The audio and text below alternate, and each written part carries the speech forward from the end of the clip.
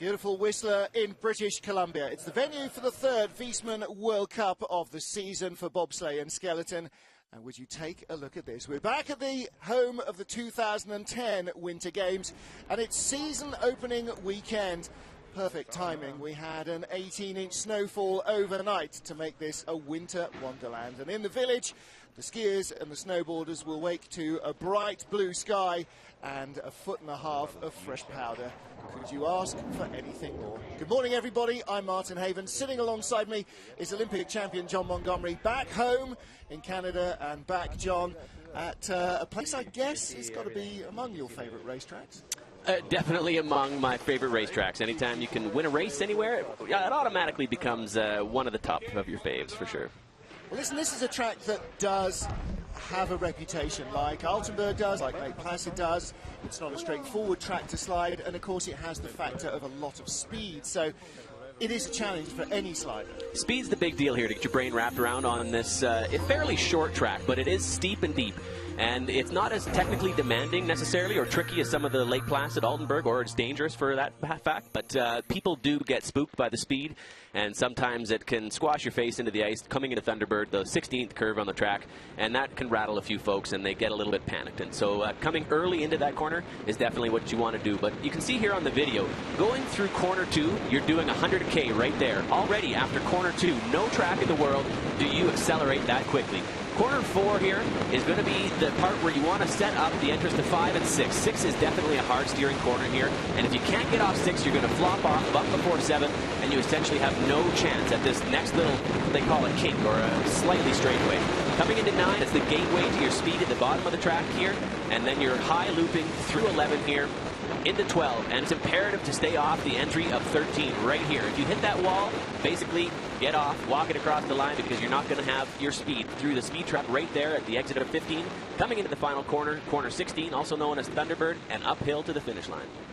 And you're carrying a lot of speed at that stage. You know, anybody who stood beside the track will have a very good impression of just what 140 kilometers an hour looks like when you're lying down on a T-tray, because boy, you don't hear a lot from a skeleton slider, but you see a lot, don't you? If they've got a rough ride through the Gold Rush Trail there, you hear them big time. Hitting before 13, and then they come screaming by, and it will blow your hair back as a spectator, seeing the athletes cruise by at speeds in excess of 140 kilometers an hour. We've topped out in this sport at 146 here at Whistler.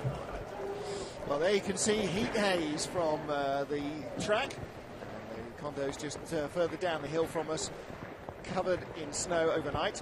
Our starting order, the top 10 in the world rankings, are in random order. So 3 British girls. Shelley Rudman will be first away, Donna Crichton 10th, and we're also looking at Lizzie Yarnell there in 6th position.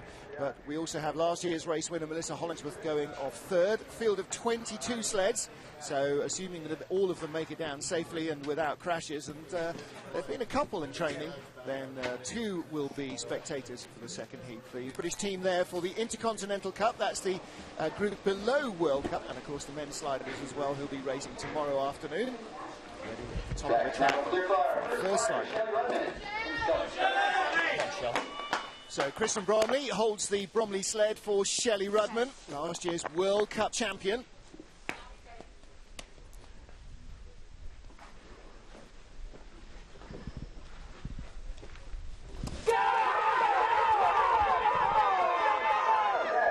John, being first off, extra nervy, or is it actually better to go first? You know what? You don't have any preconceived notions about what the track is like, so you can just execute your game plan. You don't have to look at somebody who's already gone down, and you can simply get it done and not have to worry about keeping up with somebody, because you're only ever racing the clock in skeleton races. Nice exit through corner 4 there, and she came into 5 nice and early, so she can bring it back to 6 to keep that sled low. Beautiful exit of 6, and she didn't flop, didn't hit before 7, and I suspect she'll have a good opportunity to have a clean straight. Beautiful line into 9. Got over that hump. You saw her flop up just a little bit. Slightly to the left of that, there's a hole. You don't want to go into the hole. Whoa, nice crisscross, applesauce to the 12. You've got to stay off that entrance to 13, and she did it beautifully there to link up those corners nicely. She's going to be topping out on her speeds here between 15 and 16. Keeping it low. Doesn't look like the track is exceptionally fast today. 134 for speeds here is slow. And a time of 56 seconds, that is slower than in training by a long shot. That's interesting. 53.68 is the track record set by Olympic champion Amy Williams during that race.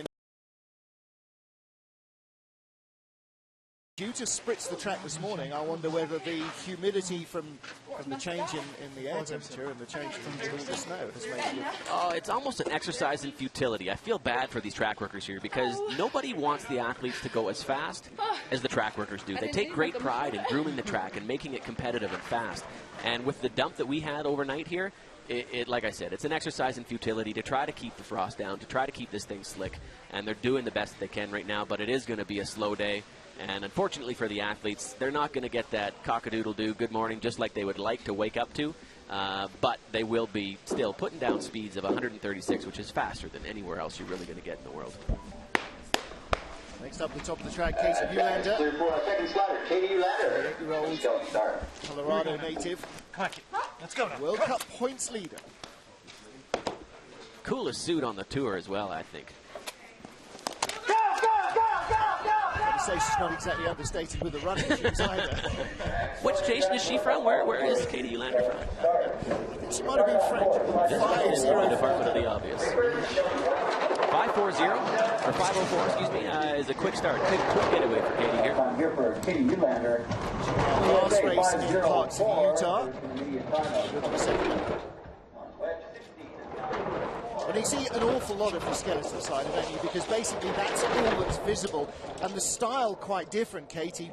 Is that a height thing because she's one of the shorter athletes? It's a comfort thing, definitely. And she is a world champion, a World Cup champion, and so she slides with her feet apart. There's nothing to it necessarily as far as aerodynamics that she has to keep her feet together. Like I mentioned before, in the wind tunnel we found that some athletes will do better by keeping their feet apart as they will together. You can hear her face dragging as she's going through 16. Even at 134 kilometers an hour, the pressures are still so tremendous that it pushes the athlete's face. Look at her helmet there. The paint is actually missing from dragging on the ice, and 16 is a tremendous amount of pressure.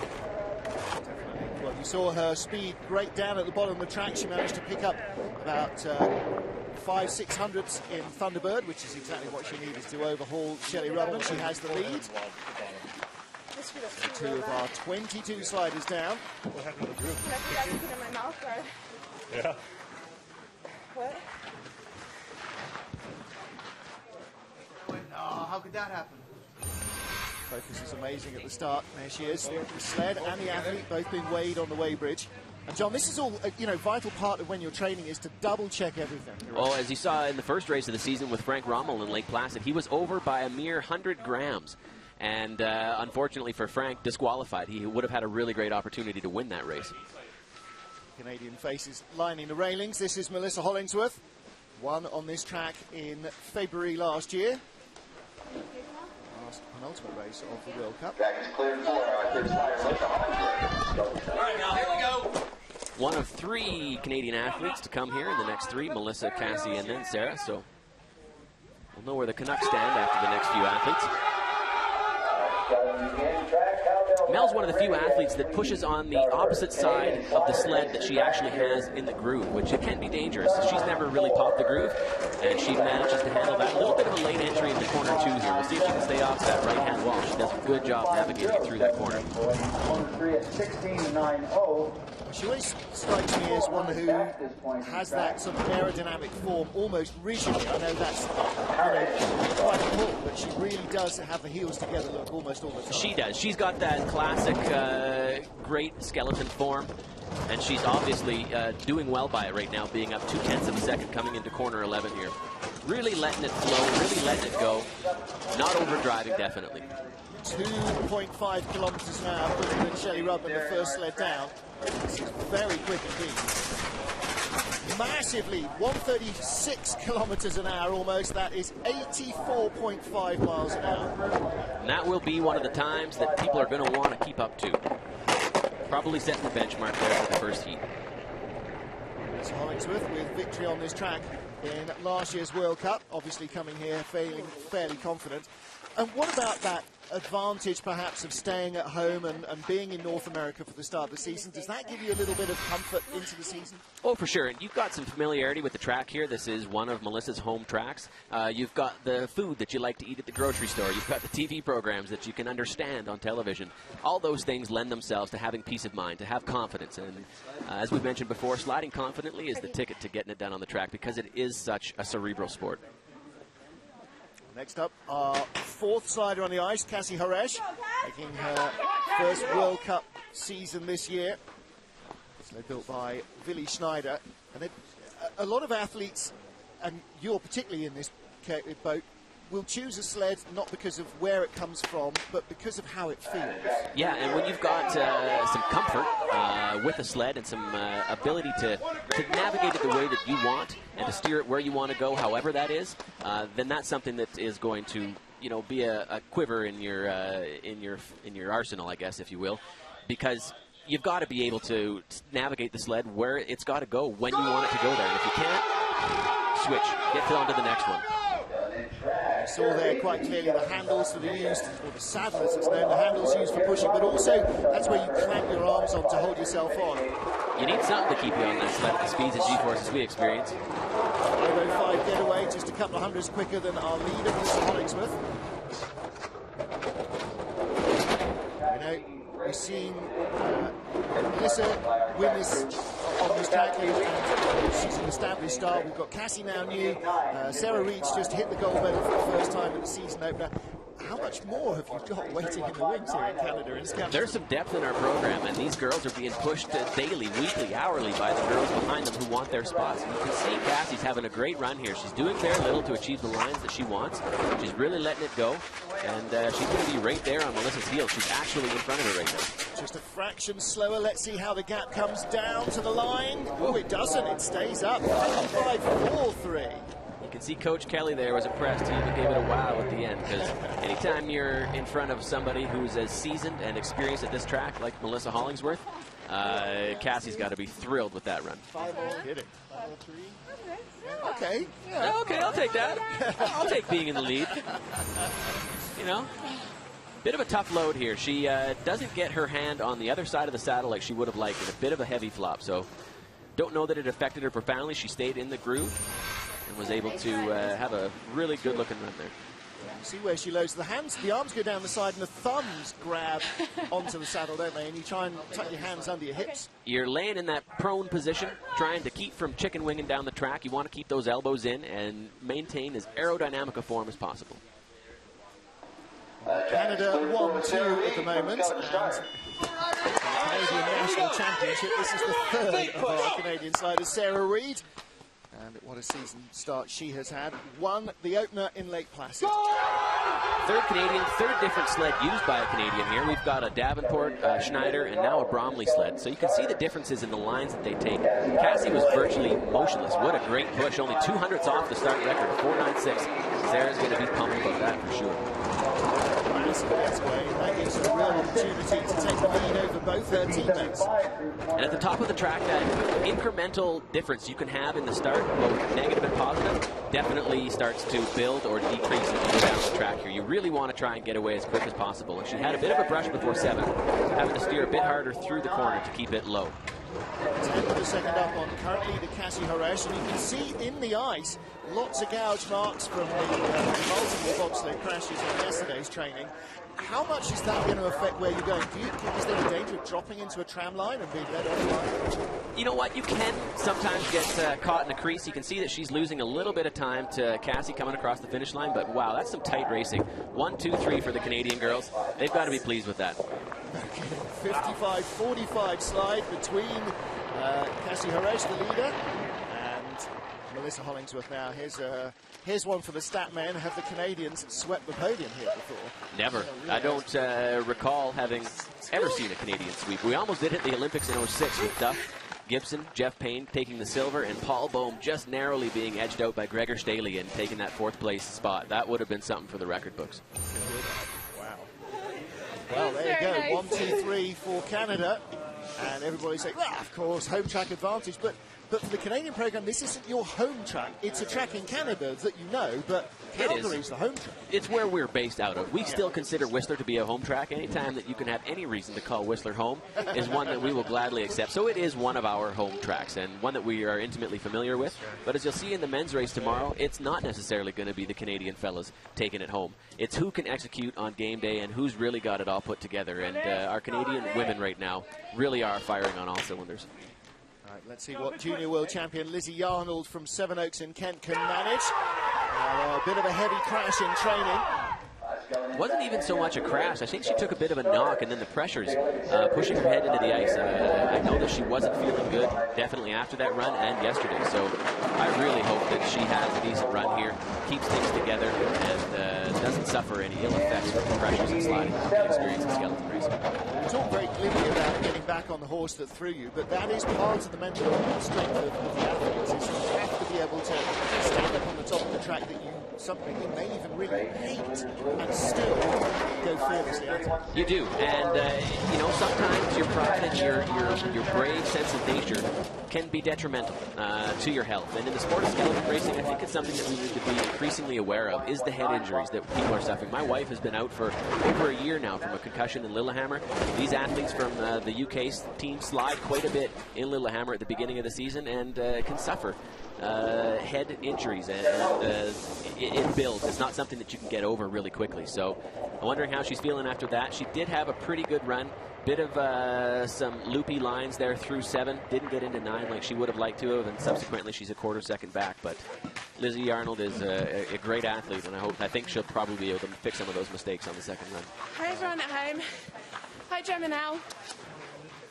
Yeah, that's to everybody in Sevenoaks in Kent, where it's, I have no idea what the time is. In the UK now, I'm completely lost.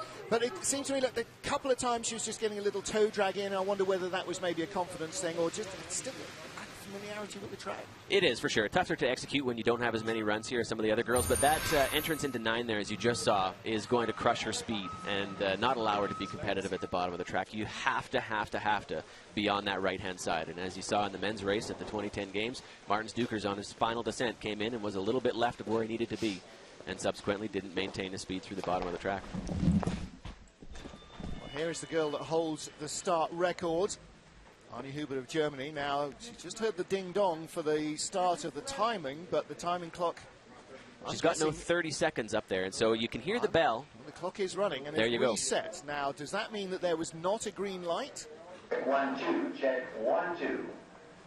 She's definitely on top of her game, paying attention to all the things that she needs to be aware of, both the ding-dong, the timing clock, and the green light. And if you don't get one of those things, you're not supposed to descend the track. And because Anya is sharp and on top of her game, she was able to recognize that. And the track is clear for any Hubert. If you don't get the green light, that means that there's potentially someone in the track. So you certainly do not want to be coming down 85 miles an hour head first and meet something.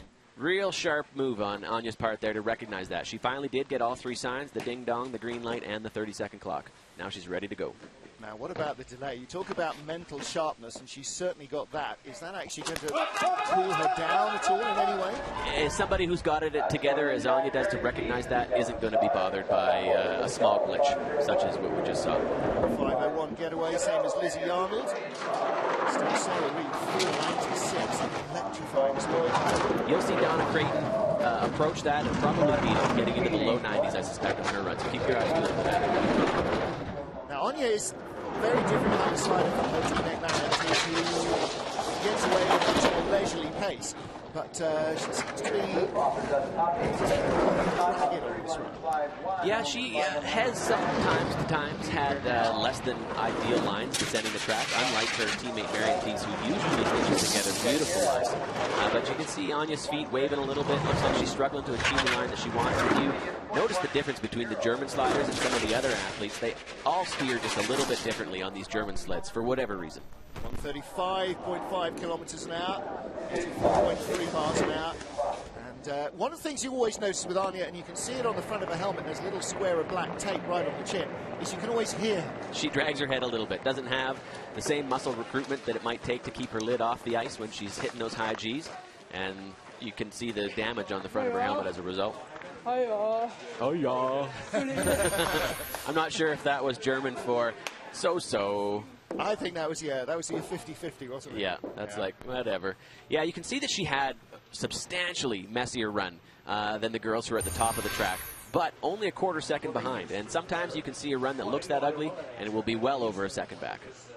Or faster. And that's the thing that, that still leaves me, okay, how did they do that? Very rarely do you see somebody hit walls and go faster, but sometimes looking like they're struggling, getting those feet a little bit floppy here and there, that can sometimes be faster because they're really walking that fine line between being out of control and just doing enough to maintain the balance and staying off those short walls.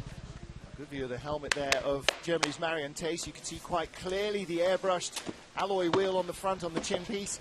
Don't hear her in the way that we hear Anja Huber. No, not at all. She's not a quick getaway, but a fantastic driver. Really keeping that head low. And you'll see her do some fine lines as she goes down the track.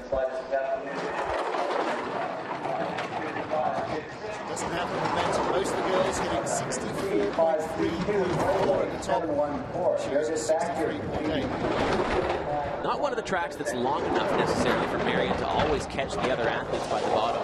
It being just over 1,400 meters, Marion's more suited to the 15, 16, and 1,800 meter tracks like St. Moritz and some of the longer ones out there like Lake Placid. But she will definitely start to tick away at this time by the bottom of the track, and she'll see that she'll probably have faster speeds than the Canadian girls. 24.5, well predicted. She's quickest there, and the gap has come down from a quarter of a second to a tenth. She will actually have enough speed and momentum here to catch the leader. 1:37.5, way quicker than anybody else, and she leads by 0.04 of a second. Wow. Definitely detach that piano that she sometimes has tied to her rear end off that start line and let her rip down the track. Man, oh man, she flew there, and I had to eat my words. She was able to catch the other athletes with the distance that she had to work with. There is, for all the fact that you say you've got to have a start in any sliding sport because that's where the momentum comes from, she finds speed when she doesn't have momentum. She finds speed through driving ability and great equipment. There's no question that the German FES program makes top-notch gear, and they do some things on those sleds that you just can't do on the equipment that's available to the masses out there. She is your race leader, Marion Thees. Former US slider Eric Benotas is now coaching the Australians. In fact, there are two former US sliders coaching the Australians. He's there at the top of the track. This race last year was really a breakout race for Lucy Schaffer, showing the world what she can do, being competitive here, and just getting second place, narrowly missing the top mark to Melissa Hollingsworth here last year in this very race. She led the first heat in Lake Placid as well, so she's starting the season the way she finished last year, 5:14 getaway. Ooh, you saw her get really high at the entrance of 2 there. You can't maintain that height. Subsequently, you descend early and hit that right wall on the exit, and that's really going to cost her. 800 at the start. Marion Thees start is definitely when everybody will have an advantage over her. You'll start to see that hit in this split here, and you did. She's 400 back right now. She won't be able to get it by the bottom of the track, but she probably will be able to stay close to the 4th place of Melissa Hollingsworth at this point. So it's nice and smooth, doesn't she? 1:23.4, same speed as Marion Thees. My goodness, she's having a very good run. Quarter of a second back and more. 7th place, 8th place.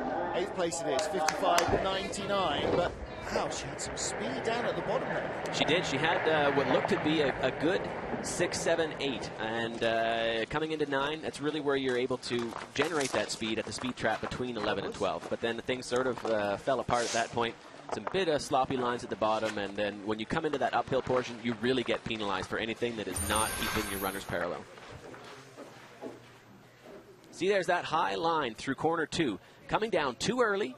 She's not out yet. Pressure comes back, and she touches this right-hand wall there. And that is in the next flat part of the track. 4's not real steep. 5's not real steep, and neither is 6 and 7. So you've sort of brushed any momentum that you could have otherwise carried into that section. Donna Crichton of Great Britain returning to World Cup action this year, and faster and stronger and more experienced than at any previous time. So not only one of the quickest starters on the field, but starting to really mature as a driver as well. 10th of our starters in a field of 22. Putting together a skeleton run is like building a puzzle. You need all the pieces. It's like building a Jenga tower.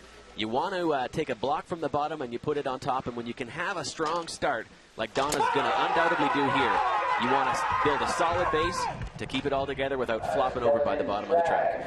I'd love to see, the quick speed like that. 4.95 gets Sarah by a mere hundredth of a second. Anytime Sarah can be that close to Donna Creighton, too high as well, brushes that right-hand wall. 499. A lot of speed there into those first couple of corners, so way ahead of Marion Thies of Germany, but she started at corner 7 faster than Germany. Bit high, flop, and a brush before 7. Marion will probably have Donna tied up here by the entrance of 11. Oh, she's already got her by 22 hundredths. Big skid there as well, getting sideways. You saw the ice coming off the runners. Not nearly as quiet a run. You can hear the scratching, you can hear the banging. Runners aren't parallel, scrubbing ice, and definitely losing time. She's probably going to be towards the back of the pack, unfortunately, here on her first run. A little bit of a late entry into corner 16, and you can see the athletes sometimes panic there. If you come late into 16, the only place that you're going is up, up, up, and you sometimes hit the boards. The athletes have done it. They panic, drop out an anchor, and really skid that sled, brushing all the precious speed that they've built up prior to the entrance of that corner. 10th place run from Donna Creighton of Great Britain, but a 56.57 will lead her probably further down at the top 20 at the end of the run. Real high there at the exit of corner 6, comes flopping down, and that's what happens is if you allow the pressure to build too much towards the end, you've got nowhere to go but to flop out, cross hard into 7, and then it shoots you through low through 7, and it's real tough to get that next straightaway. So here is our leaderboard then, with the first 10 of our 22 sleds down. Marion Thies of Germany leads from Cassie Haresh, Sarah Reed and Melissa Hollingsworth of Canada. Anya Huber and Lizzie Yarnold giving chase. We'll be back with more from Whistler.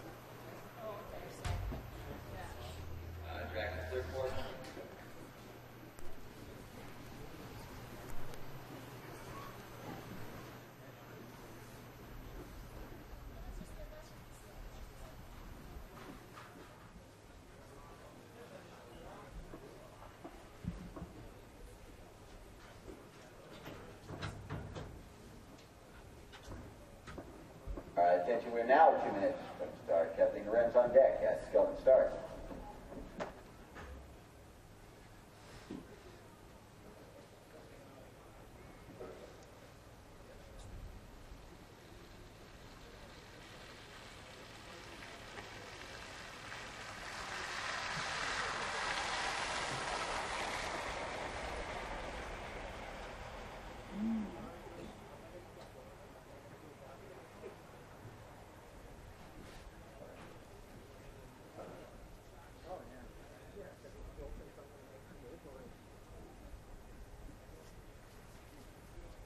And 1 minute to start. Kathleen Lorenz to the skeleton start.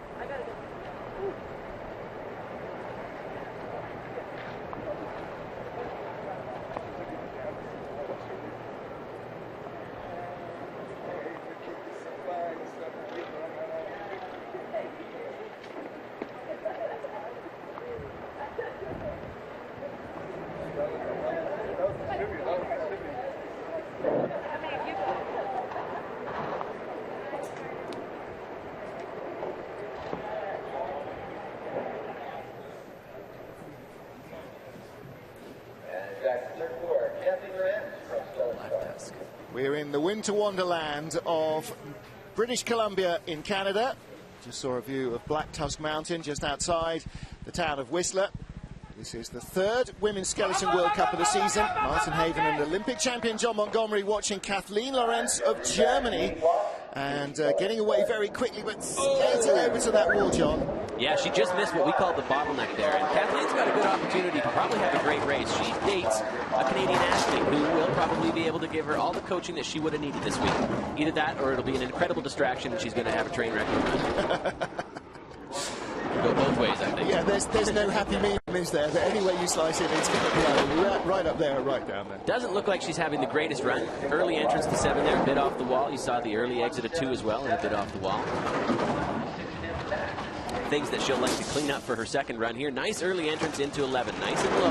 Not oscillating a whole pile, but we're not sure whether it's at the expense of driving too hard and scrubbing some speed. She's got decent speed, but probably not top 5. No, she's lost quite a lot of ground. 135 kilometers an hour, 84.2 in old money. Wow, 55.82. Kathleen Arendts drops down into 7th place, or moves up into 7th place from 11th position in the start draw.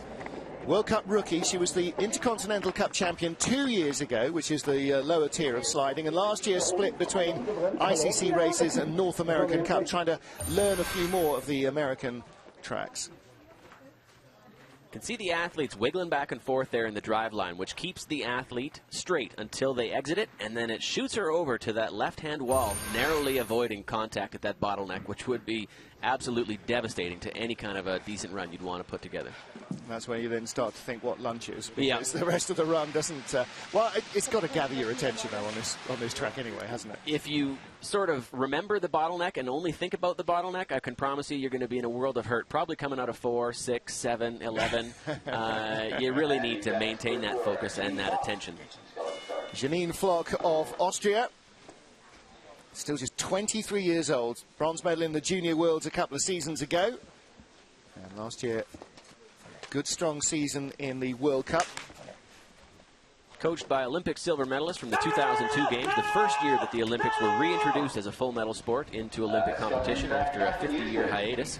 Oh, also coming towards that bottleneck there, and just walk it down, Janine, because her race is unfortunately over at this point, folks. But she's going to have to pull it back together, maintain that focus so that she can have a safe descent of the track. What a horror. When you have a horror like that so early in the run, it must play on your mind. Oh, for sure. You know, she does have to rein it back in, though, because it can be dangerous. In such a cerebral sport, if you lose focus and dwell on the fact that you're basically done for the day, you're going to run into trouble. Lily has put it back together here. That's right, there's no such thing as a safe racing track. There's no such thing as a safe sliding track, because if you don't focus, all sorts of things happen. 121.4, not great speed. No, and you can tell that she's a bit panicked in spots. Dragging toes, definitely here in the helmet drag, and not going to get a second run today. I suspect that will probably be one of our 2 athletes that don't get to do a second run, simply because of all the velocity that she lost hitting that bottleneck going into corner 1. That's just energy that you can't get back. Well, the runners on these sleds are like a pipe. They're tubular, aren't they? Not square-edged like an ice skate, but you put them sideways, they still affect you. They're still a brake. They've got a spine on the back half of that sled, which is what we can engage into the ice to steer, to drive the lines that we want. But if you get that spine edge going sideways, it is like a hockey skate, doing a hockey stop and bleeding all kinds of speed and energy. Unlike luge, we are, like you just said, on tube steel. You can see the front of the runner there rounded, and we then mill 2 grooves in the back half, and a luge runner is almost like a knife edge. That's why they're able to drive such smoother, cleaner lines than what a skeleton athlete can actually achieve. A horrible, horrible run down to the first corner for Janine Flock. Now, Forgettable, Dave. Yeah, I'm afraid so. Catherine Eustace of New Zealand, 37-year-old physiotherapist, getting stronger and stronger and stronger. Really had a strong season last year, and again seems to be carrying on at a high level in 2012-13. Look at that start. It looked pretty quick. Let's see what the time is. 4:08, not bad. I think she's probably got a lot longer stride, an ability to have a quicker start over a longer period. And in Whistler here, we've got a really short, really steep start. So if you've got tremendous power, you can sometimes narrow that gap that exists between you and some of the top starters in the field. If you're a rangier athlete, you're likely to be fast. Flopping off the exit of 6 here, into corner 7, low and then high. Let's see if she can keep it down that right-hand wall. Going into the hole, into corner 9. Not going to be the engine she wanted to get the gateway to the speed at the bottom of the track. She needs to be in the 123s to be in the top half dozen. 121.2. Too much speed bleeding away. Down the bottom, fastest speeds we've seen, John, 137 kilometers an hour, so she's some way shy of that. Indeed, and you can see her going through 15 there. It's a tricky proportion of the track because you come through a right-hand turn and then you're immediately entering into another right-hand turn, and you've got to keep it on that left-hand side. And to do that, it's pretty easy to cross into one corner, but to keep the energy moving towards the left when you're going into 2 rights can be tricky. And at the speed trap, the fastest portion of the bottom of the track, it can be devastating if you happen to let it go a little bit too far right and get a late entrance into 16. Flopping off a 6 there, brush before 7, into the hole and entrance in 9 here, sideways. Not things you want to do in order to get your best speeds and your best downtime. Cleaning the snow off her sled there so that she doesn't inadvertently way over when they do the sled athlete combination at the bottom of the track. Michelle Steele of Australia. She is the second of the Aussie athletes. Melissa Hall will continue. She raced last weekend in Park City. She'll continue in the Intercontinental Cup. So for the certainly the foreseeable part of the season, Lucy Chaff and Michelle Steele will be the two on the World Cup under the tutelage of Eric Bonotis, and it'll be Caleb Smith of the USA who is coaching the ICC athletes from Australia. Steely, the only athlete still utilizing the old school two-hand push, the way that they pushed Cresta sleds in St. Moritz, the way that all athletes prior to the 2002 games pushed sleds until some of the Canadian athletes pioneered the one-handed push. 5-0 start. That's not bad. Not at all. She is definitely quick for using two hands. And again, up too high at the entrance of 2 and coming out and crushing that right-hand wall. We're talking about, you know, the confidence of having what you like to perform at your best, and I'm sure she's been persuaded to try single-handed starts, but just won't go with them because that's what feels more comfortable. And she's maybe capable of pushing quicker with two hands, just being able to get that power into the ice and maybe get that sled moving, because she is the smallest female on tour, and she has to have, subsequently, to be competitive, the heaviest sled. And because she maybe doesn't have that power to get it moving off the line, she's better able to do it with two hands and have faster downtimes. You can see that she went a little bit late into 16 there and got pretty high at the entrance. Bit panicky, not a great run, and the time reflects it being a second back behind the leader.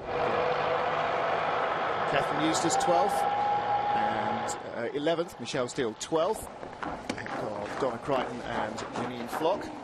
And it is still Marion Thies of Germany who leads the field, and from 10 on down, you know, that reflects your ranking in the world, so not too many athletes we expect to get in there, barring one. Real high there at the entrance of 2. Comes in a little bit late. Pressure spikes, goes to the roof, comes down, can't keep it on the corner. And there's that right-hand brush. Coming into a flat portion. Game changer. Well, returning to the ice after a quiet time last year. You see the Russian athletes, the Canadians, the Americans, the Brits, everybody lining the top of the track. Keen to see how this race progresses. First air competition is always worth watching, no matter when you're going to race. Olga Politsina of Russia won her first ever World Cup race at the start of last season and has yet to get really close to repeating that. Not sure today is going to be the day. Saw some of the Russian athletes rubbing some tender body parts this week here in Whistler after not probably executing the lines that they've been looking for, brushing some walls. But she's one of the first athletes that we didn't see come to the left-hand side there, hard out of the groove. Nice end of 2. Oh, energy comes back a little bit, brush before 3. Well, being right-handed, a lot of athletes start on the left-hand side of the sled and the sled over in that right hand of the 2 grooves, and maybe that's where the problem is starting to arrive. Maybe coming out of there and starting to pop your left. Some of those folks are getting a bit of a rough ride on that grooves. It's not a bad looking run. Not 12th at the start. She's only 9 hundredths behind. A bit high there at the exit of 11, and she brushed before 12, which is going to push her down and then have a big peak in 12. Coming in here, want to stay on that left-hand side into 16. She manages to do that. 1:33.2. That's better speed than we've seen for a while. And across the line in 12th place, Coach Willi Schneider. He suits a fur hat, doesn't he? Well, I'm not surprised he's never used one before. He really looks like a bit of a Smurf, if you ask me. Oh, okay. I was going to say he's got a bit of the Russian bear looking going on there, but Smurfs, Russian bear, either or. Yeah. Interchangeable. Bit of blue. So, yeah, that was a run of 2 halves, really, from Olga. It just kind of unraveled. You can see her panicking a little bit there at what I presume is the exit of 6. Sometimes tough to tell what these corners are when you're only seeing a snippet of it. We know that's the finish line there. That's the exit of 16 coming up quite steep portion. It looks rather flat there, but it is deceiving to the eye because that is incredibly steep, and then it really gets steep. Coming up, it's hard to fathom how you can come up that finished ramp at speeds of 136 kilometers an hour and slow down by the time you get to the dock, but it does work wonders. It sure does. And the track is clear for. After Olga Potylitsina, now Maria Orlova, her teammate, second of 3 Russian athletes. Also sliding a Schneider sled here.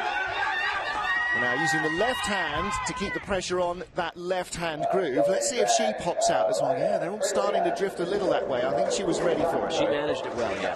Good guess. 498. 498. She is not overawed by this track. 64.7. Great momentum as well. One of the best navigation of corner 2 that we've seen. 4/10 up right now. Doing very little. Nice entrance into 5. Going to be early to 6 here and having to do very little to keep it low. Let's see if she can have a good entrance to 7. She manages to navigate there well. And now the next tricky part. Getting through the straightaway without hitting the wall. And she did. 2 hits through the straightaway into the hole. And it is not going to be the lead that she'll be able to hang on to anymore.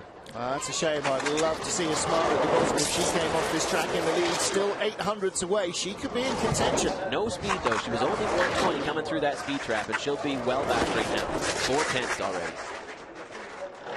But man, did she have a great looking top portion of the track, and it just got away from her at the exit of corner 7, where she bumped twice. We've seen a lot of athletes lose races at that very juncture. I love that shot. Trees in the background and the athlete just pops up into it. Well, yeah, definitely a curate's egg. Some parts good, some parts not so good there for Maria Orlova. She's going to have to take in the vista to be pleased about anything after that run, because there's not much to reflect upon there to at the bottom of the track to be happy about. You can see here, hitting the left-hand wall after hitting the right. This is not a straight portion there. There's a little divot there. Right by that Russian vodka sign is the belly of 8, and that's what you're trying to avoid. You want to come off of corner 7 a little bit high so that you can thread that needle. If you get pushed too far to the right, you're going to hit the belly of 8, and it's deceiving there. It looks straight, but it is, in fact, a little bit curved. And then go early into 9. Lelda Priedulana, youngest of our World Cup athletes. She had a couple of World Cup starts last year from Sigulda, just 19 years old. And now decided that she is ready for the rigors of full-time World Cup competition. Pretty sure she didn't have to compete for her spot because, well, to be honest, she's probably the only female skeleton athlete that's competitive in Latvia right now, so she automatically gets it. Now, if she can train anywhere near as well as the Ducos brothers, then she could be a really big factor in the future. 5:13 getaway, again, not exactly hanging around at the top. 92, she's going to hit that right-hand wall, as you just saw there.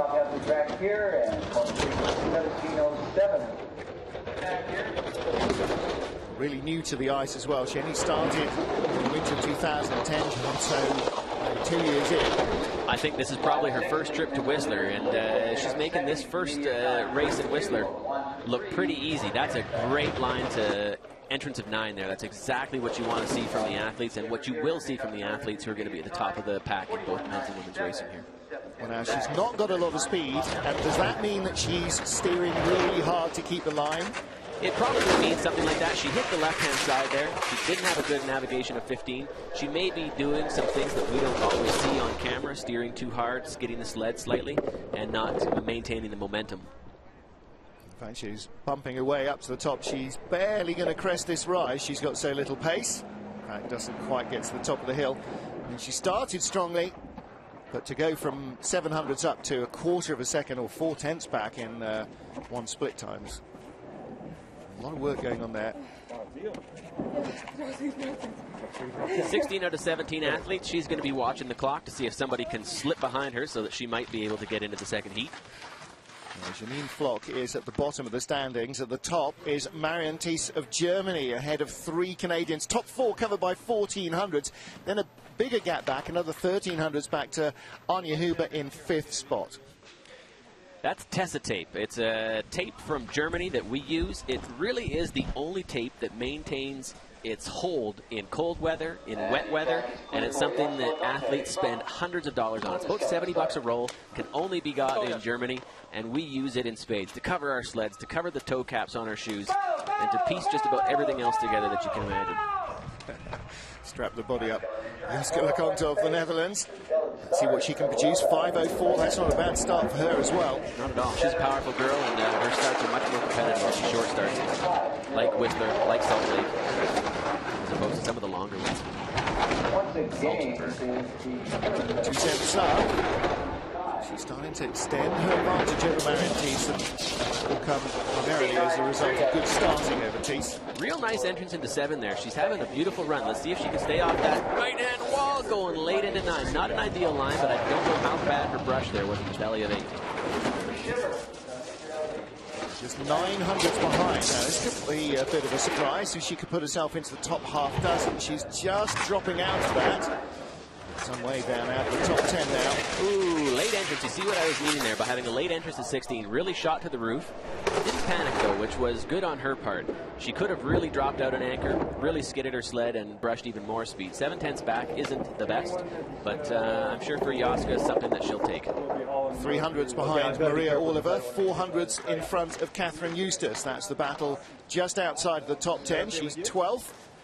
Into the second heat, we are likely to see a few changes there. 3 athletes grouped together just 700ths of a second apart. Decent exit off of corner 12 there. Didn't hit before 13. And you can see her really relaxed there. Her feet are taking a bit of a whip. She might have done well to hold her strength a little bit more there. Late into 16, you can see her rise nearly to the roof, dragging that toe and actually steering herself down into the ditch. Just sort of panic, putting down that anchor and trying to maintain some level of composure. Didn't navigate it extremely well, but here's an athlete that I'm really excited to see. Yeah, no kidding. 4 North American Cup races already this season. She's won 2 of them. Noelle Piker's pace blew the opposition away in the American trials, but did not have enough current ranking points to be qualified for the World Cup. Now she is. Welcome back. Indeed, welcome back. And welcome back fast. Wow, 5:05 push. That would have been unheard of for Noelle Piker's pace. A notoriously slow starter historically, coming back after a couple of years off after the 2010 games and pushing faster than ever with having had 2 children. Maybe she's got that mama bear strength now. She certainly does. She's got speed, and she has certainly not forgotten how to drive. Not at all. Some of the best lines we're seeing, if she can stay.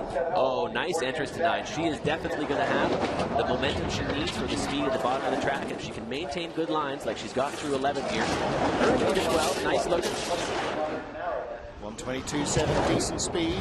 Fastest they were in the 123s. Down at the bottom, 136.7 would be good. 136 is good. Going to be good enough for our top 5. How far behind? 2500ths, quarter of a second back from the leaders on her return to World Cup duty. First time in 3 seasons now. Noelle Piker's pace. 5th spot. Can't be too disappointed with that. Not at all. She's looking pretty happy. Can't see her smiling yet, but I can see the eyes. The eyes were smiling. You can hear the smile coming. Well, the deal is that she is on tour with husband and both kids. It was all or nothing, and they managed to get the funding together. Tough load there. Looks like she's got a tremendous amount of rock in her sled there. You can see the guide post, and then a whole lot of post guide there. Yeah. Fresh air. She looks like she slides a lot of rock, which is good for speed, but tough for control. Not bad for speeds. Nice exit at corner 16. And there's her 2 little ones. There you go. And the husband in the background, he builds the sleds.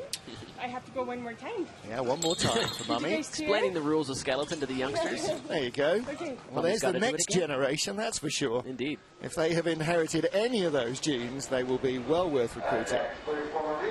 Okay, so this is our 19th of 22 athletes. Marina Giordoni of Switzerland.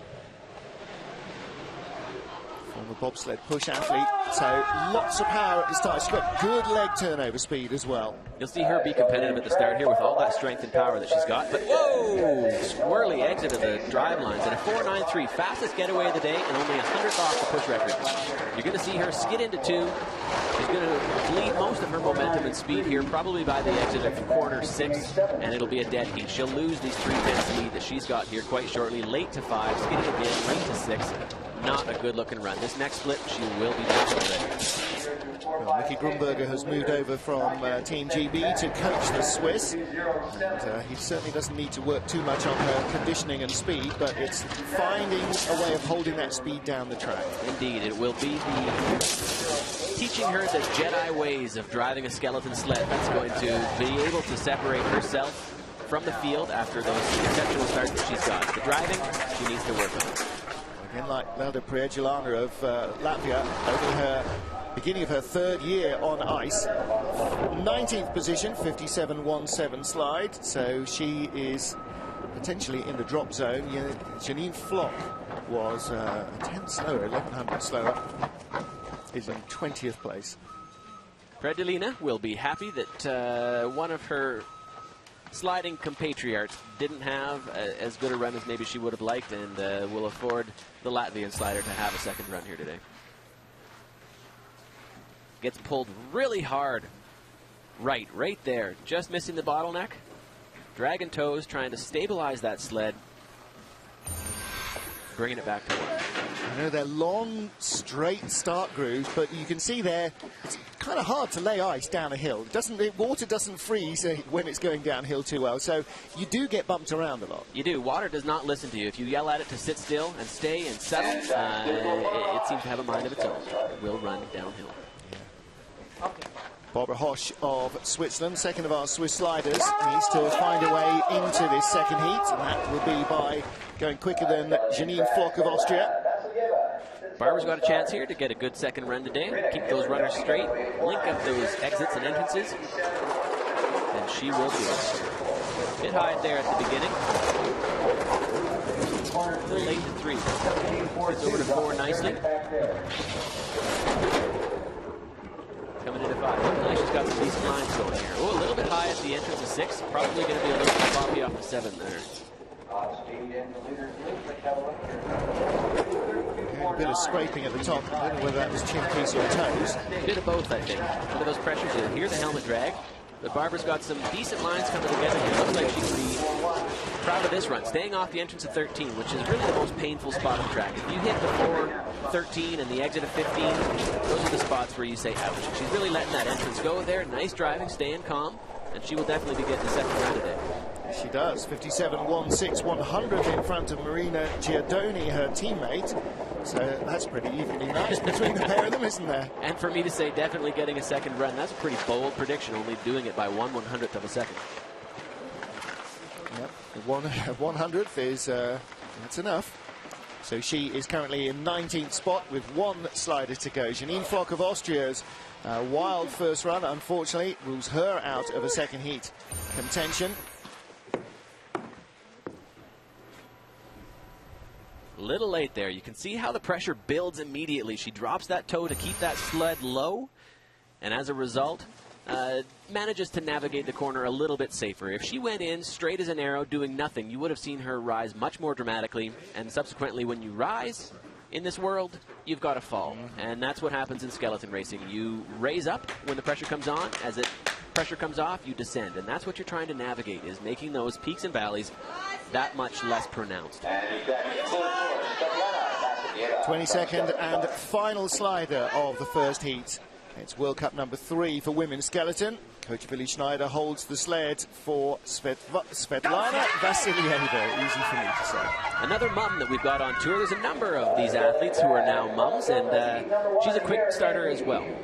5:06, not bad. Not the greatest today, though. It's tough enough being on tour when you're away from your family, but being away from kids is very difficult indeed. Nice exit of 4. Bit squirrely at the midpoint in 5 there. You saw the back of the sled break out slightly. This could be a function of either oversteering or having too broad a spine on the sled that she's able to control. Oh, and she is going to be into the valley. Not where you want to go to maintain energy. Good entrance into corner 11 there. Much flatter than some of the other athletes. Having to do less work through that corner to maintain the proper landing trajectory. Dropped out of a top 12 position, 13th spot at the moment, and this could well put Marina Giardoni of Switzerland out of the race. And 12th position, she brought it back down at the bottom of the track. That's a very solid run from Vassilieva. That means the go-homes are Giordani of Switzerland and Flock of Austria. Pretty steady Eddie run there. She was 12th fastest after the start and 12th fastest at the bottom. Tied with teammate Maria Oliver. They are a 10th behind Shelley Rudman. 1100s off a top 10 finish. I smell a conspiracy. They said, let's do the same time. Yeah. You could do it a dozen times and not do the same time yourself, never mind match a teammate. Indeed. You can see trying to hold her form, just right toe, just a little touch, just to kind of massage the line a fraction and avoid that. And on really fast days, the amount of energy and steering that you have to do to stay off of that right-hand wall at the exit of 16 is sometimes greater than what you can do to just let it go, take that bump, like at the exit of corner 3 in Lake Placid. Sometimes taking a bump off the wall is better suited to having a good speed, having a good downtime, than it is to just crush pressures and steer like a madman to avoid it. It's like rolling over the finish line at Winterberg. It's the fastest line. It may not be the most comfortable line. Well, here, yeah, dangerous is right. Here is our race leader, Marianne Thies of Germany. So far this season, she's taken the bronze medal in Lake Placid, a 5th spot in Park City. She holds the field behind her by the tiniest of margins, 400s ahead of 3 Canadian athletes, and Noelle Piker's pace in 5th spot. Well, it was a classic Marianne Thies run, nowhere at all until she lay down, and then the spell snapped and she was able to work her magic. Well, John, what a morning we woke up to this morning here. Beautiful conditions for sliding. Let's hope it continues through the weekend. And what a top 5 we've got. Very close. 2500ths of a second. Anja Huber not out, perhaps, of a medal position either. Anything could happen on this track. And we've got some close little battles behind, from Lucy Chaffer in 8th position down through to maybe Catherine Eustace. You could see half a dozen athletes with a lot of potential for change. On a fast and challenging track like we've got here in Whistler, you've really got some opportunity to do some leapfrogging, as we call it in the sport, to have some changing of positions, and you may see that on the second run if athletes can't keep it together and other ones have some smoking second runs. Well, even watching training, the athletes on their own look very spectacular here at Whistler. Let's wait and see what the second heat will provide. Don't forget, live action coming up. The athletes get about a half an hour now to recuperate and recover before we get into our 20 down to 1 second heat, with Canada looking very strong. They've just got to find a few extra hundreds to get in front of our race leader, Marianne Thies.